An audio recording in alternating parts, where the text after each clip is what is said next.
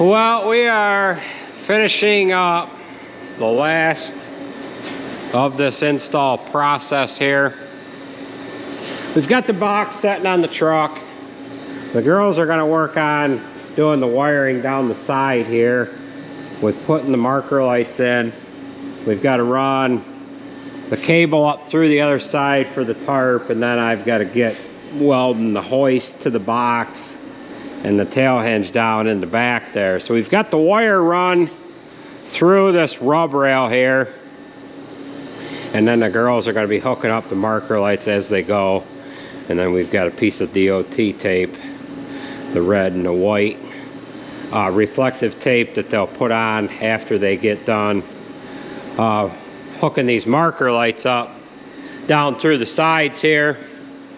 And then we've got mud flat brackets to put on it.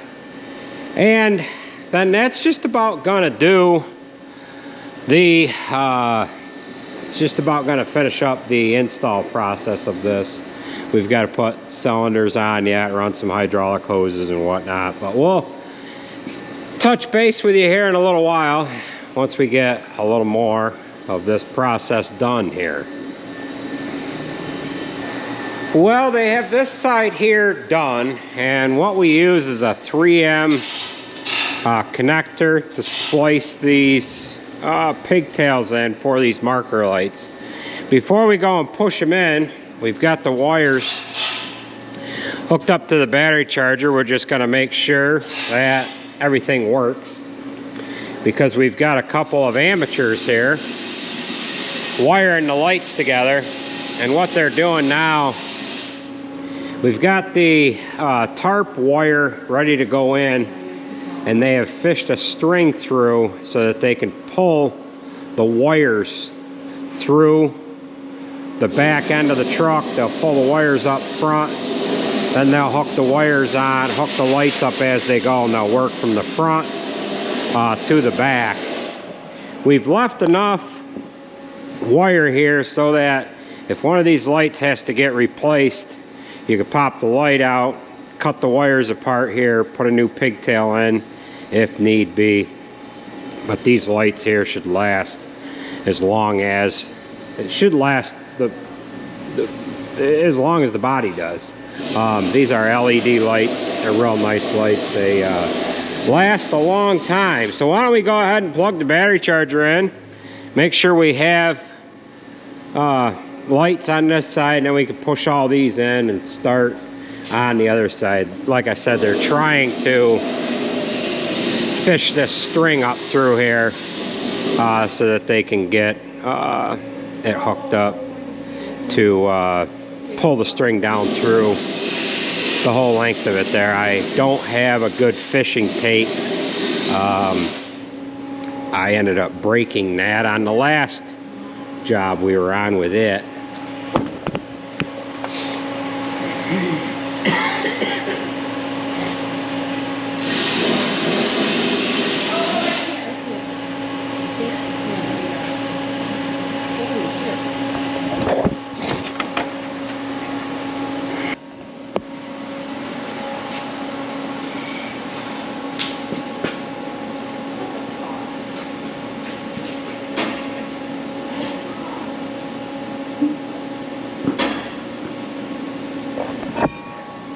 Well, would you look at that? Looks like they're all working.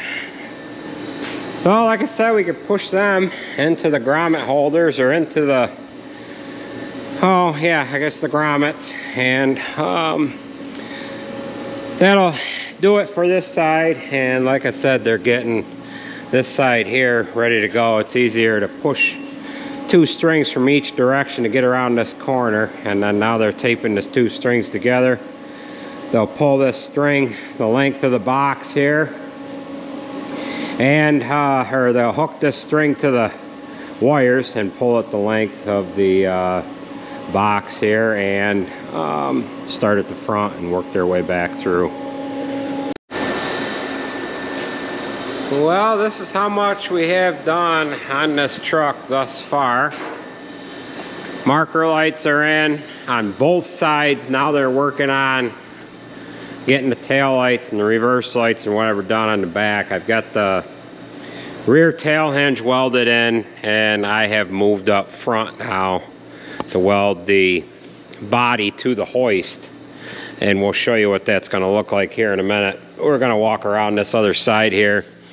They're getting the lights across the back end hooked up.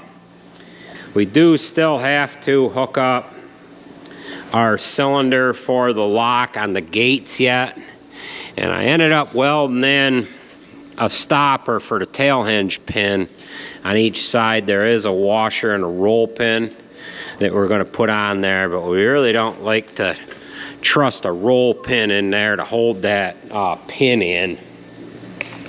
So we've got that much done there, and like I said, I've got to weld the hoist mount down here where that bracket comes up against the body itself. I've got to do that on both sides, and we've also got to put the prop rods on there. Now, some of you may know that we did end up going to the Louisville Farm Show here. The National Farm Machinery Show in Louisville, Kentucky. And we ended up picking up a couple of these baskets that hang from the gas cylinder on the welder. It works real good, although I've still got the habit of putting stuff on top of the welder. But this works really good for throwing all the junk that regularly accumulates on the top of the welder. You just throw it in there. That's kind of why we put the covers over the top of the welders, just so that the tops of them don't get scratched up. So I ended up buying 2 of these. Like I said, they hang right from the top of the bottle. Doesn't matter what size cylinder you have. These are 300 cubic foot cylinders here. You got a tool slot for various things, screwdriver, square, what have you. I ended up buying one for the 350 welder, and we put one on the 260 welder. We've got 2 other welders. We're going to see how these work, and maybe we'll pick up a couple more. We've got the 255 and then the 256 that maybe we'll go ahead and put a couple of these baskets on. But I seen them on a welder there. I don't even remember what kind they are. The name ain't even on the box, I don't think. There wasn't any paperwork with that stuff, was there? I don't even remember what the name of the company was, but we bought them at the show and carried them out of there. So these guys they got the ground hooked up on the right side, then they can hook the ground up on the left, and then run the marker wires over, turn signal, reverse, and what have you, and I better get welding.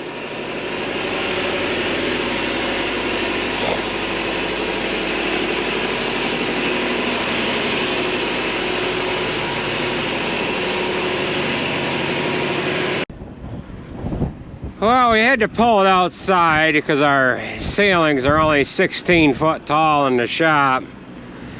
And what I've done is I've welded the front side of the tail hinge. Now we're going to lower the box down so that I could put the safety prop rods on.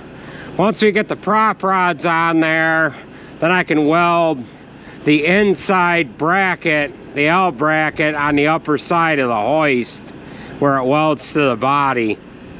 So, being that it's all the way up, what I was able to do is I was able to reach in here and get the front side of the welding on the tail hinge.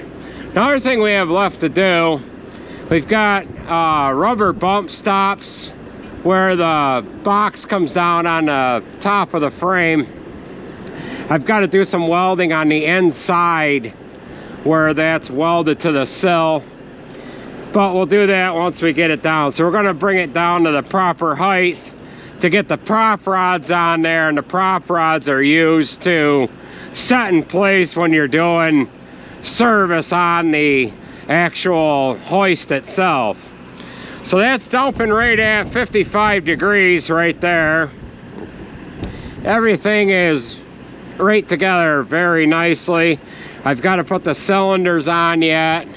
We've got the tarp all done. I do have to put hooks down the side so that they can pull the side over and hook the shock cords up. So let's go ahead and get the prop rods on here, and then we can get it back inside and finish up the rest of the work here.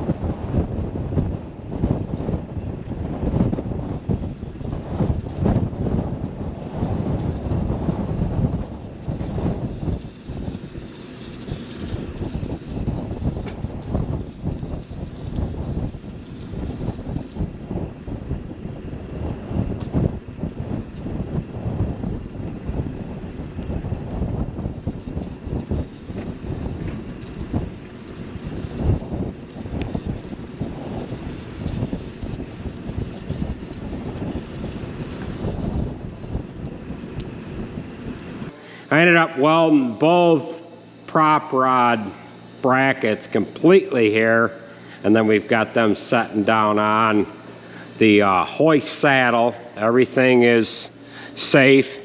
You don't have to worry about things dropping down.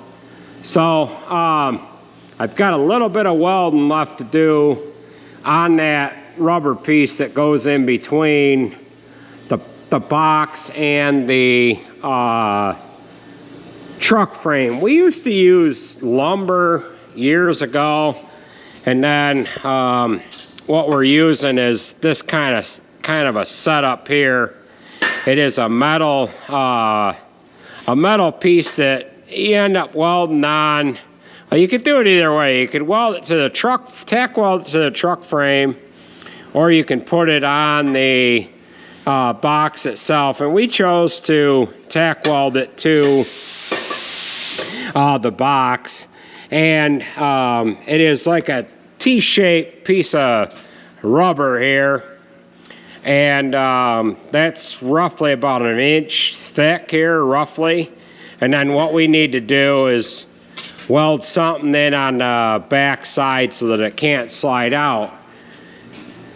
We're gonna have to put something in the back here, and up on the front side we don't have to put anything there because it's coming up against the hoist, but I did have to put two pieces on that front section, about where that prop rod is, and then on the front side of that.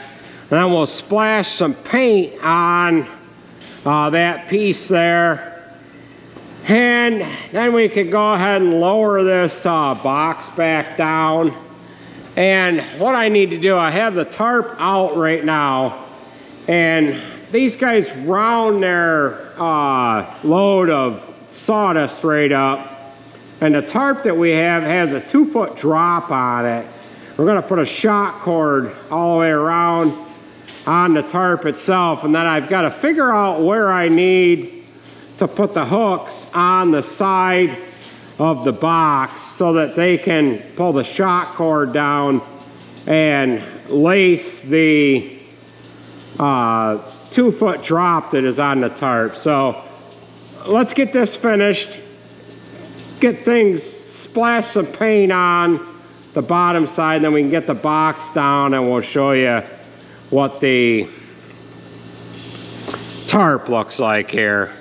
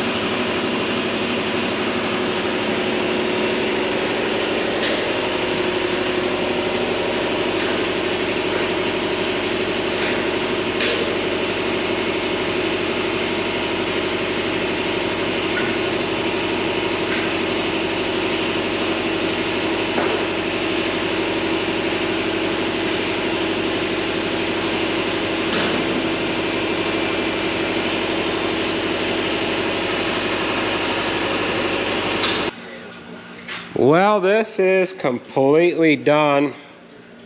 We just got done making the bracket up that holds this tool that they use to pull the shock cords down for the tarp itself. We ended up making a sleeve over there for this tool to slide down into, and then we just hooked the bungee cord around it, around one of these hooks. That'll hold it in place and it won't allow it to slide out, and it's neatly stacked out of the way. So what we're going to do now is we're going to pull it outside. We'll roll the tarp up, then we'll raise the tailgate up and the hoist, and we'll show you how everything works. And then I can call these guys and let them know that this is finally ready to roll here. So why don't we go ahead and pull it outside, right? You want to run the camera? Yeah. We've got this chisel plow in here. What we're doing to it is we are replacing the plastic bushings that go in the spring assembly here. They've got this one done, and then there's another plastic bushing that goes in this arm assembly. We do have a couple of them, this one in particular, that one there. Any of them that are painted green, they are wore past the point of where we can get a bushing in there. This whole spring pack assembly here is just shy of $1,000. It's not wearing the pin at all. However, what we're going to have to do is we're going to have to cut this end off, because being that we are working with an elongated hole, this is starting to hit down on the support here. So we're going to take care of that. Maybe another year we will replace these, but at this point we're just going to run it the way it is. The other thing I thought of is you could take and have somebody machine that piece out, slide a sleeve in there, and that's an option as well. So let's go ahead and pull this truck out, and we'll give you a little demonstration of it,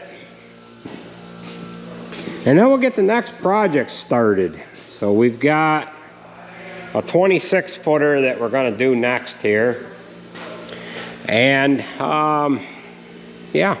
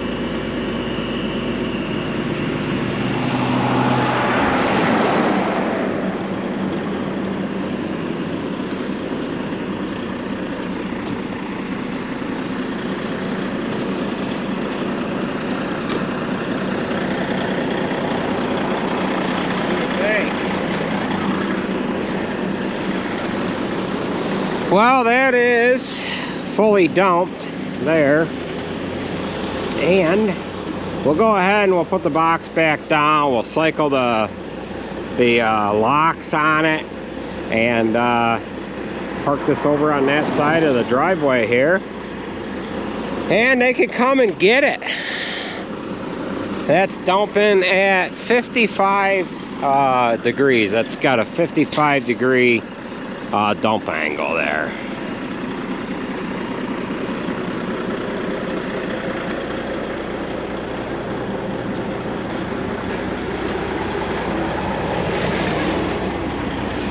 This is what the lockup system looks like from in underneath the truck. And then we ended up putting the tailgate hoses in here. I made up a bracket that we hooked the bulkhead tees into. And then of course there's a little bit of oil here because when I originally had it hooked up, I had it hooked up backwards. So we've got a little bit of oil spillage there. But that's what happens. You get a 50-50 chance of that working.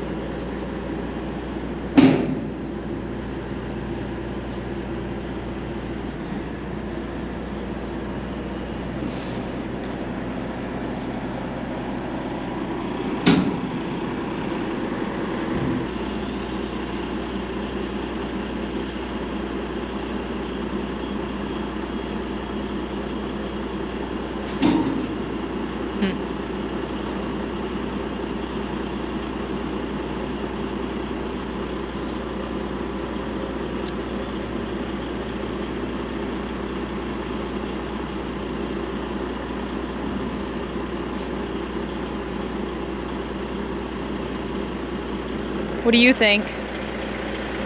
Are you gonna weld on the next one? I don't know.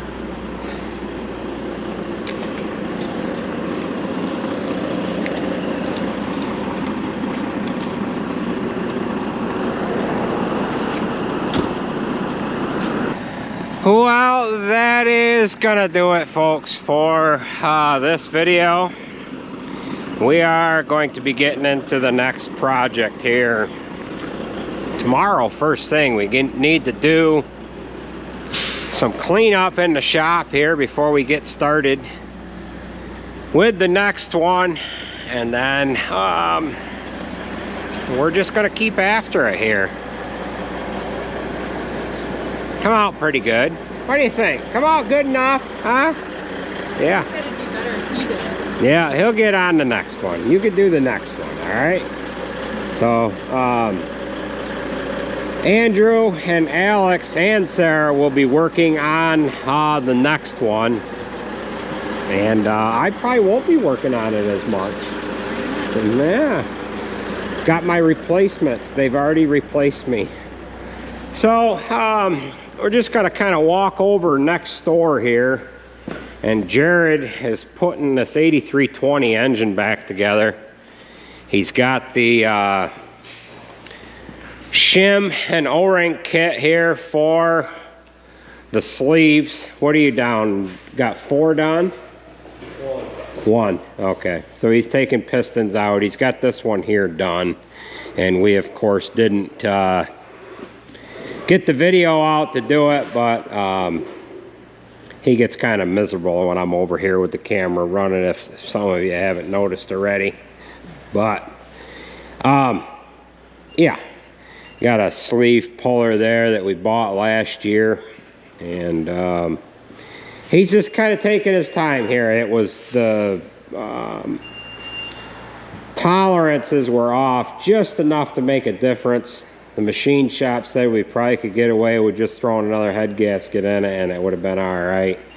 You get these problems every once in a while with a head gasket, but it is what it is. So we'll get out of his hair, and these kids are off of school this week, so we're probably gonna be hitting the farm show Friday. Yeah, you're not speaking too much here, huh? No? So, you gonna go to the farm show too with us? I don't know if I'm gonna go with you guys. Oh, I see. She's gonna go by her lonesome. Oh, I thought me and Alex were gonna go. Oh, yeah. Yeah. Well, I don't know. Sarah got another hat, welding hat in the mail today, so there was no name with this one either. So if you guys are gonna send something, leave your name with it so we can send out a nice thank you, you know. This one's a little different than the last one that she got, but it's gonna work good. So that's gonna do her. Folks. So take it easy. Thanks for watching, and we will catch you at the next one. Like I said, we are gonna go to the farm show that's in Syracuse here. That starts this Friday. It's this Thursday, Friday, and Saturday, and we are gonna go on Friday. I'm gonna take Junior, and my second cousin's gonna go along too. He's Andrew's age. We did go to the show in Louisville last week, but I didn't get the camera out. There was just so much going on. We had fuel trailers that we were looking at, a seed tender. I wanted to look at a merger, but there wasn't any mergers at the Louisville show. And seemed to me there was something else. There was no choppers there either. Yeah, there was no choppers there either, but we're not looking at choppers anyhow. Now, on what I did notice, and this is another thing that's a good takeaway on some of these farm shows, you might not necessarily be looking for a particular implement or machine or what have you, but on these chisel plows that they're making now, they're out with the 12 and the 32 series. They don't have the plastic bushings to be replaced in the spring pack assembly and down in this arm assembly. That's one thing I did notice at the Landau booth when we were at the show last week. I brought it to the guy's attention that was at the exhibit, but he didn't know anything. He didn't know what I was talking about. So, but that's what we've been dealing with. This is an 11 series. We had a 10 series before this one, and they're all using this plastic bushing that goes in there, and if you don't catch it in time, it costs you some dollars. Here's these bushings here. We rebuilt this 2 years ago, and it should have been rebuilt last year, but we neglected it, and here we are. So take it easy, folks. We will catch you at the next video. We'll kind of be jumping around all over the place in the next bunch of videos here too, so we'll catch you later.